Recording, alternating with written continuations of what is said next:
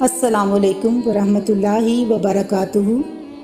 Islamic library studio YouTube channel پہ ایک بار پھر سے شیخ الاسلام ڈاکٹر محمد طاہر القادری کی کتاب تذکرے اور صحبتیں کی چوتھی مطالعاتی نشست کے ساتھ آپ کی خدمت میں حاضر ہیں۔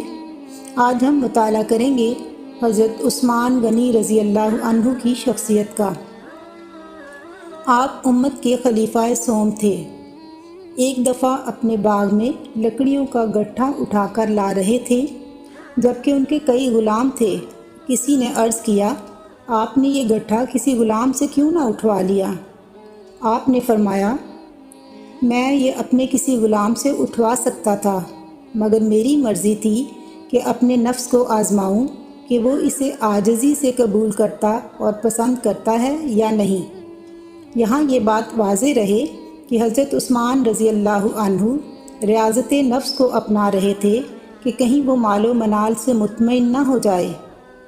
آپ ہر رکعت کے قیام میں صبح طوال پڑھتے تھے اور رات کو بیدار رہتے تھے۔ آپ فرماتے ہیں کہ میں نے بھلائی کو 4 چیزوں میں جمع پایا: نوافل کے ذریعے خدا سے محبت کے اظہار میں، احکام خداوندی پر صبر میں، خدا کی مقرر کردہ تقدیر پر راضی ہو رہنے میں، اور اللہ کی نگاہ سے حیا کرنے میں۔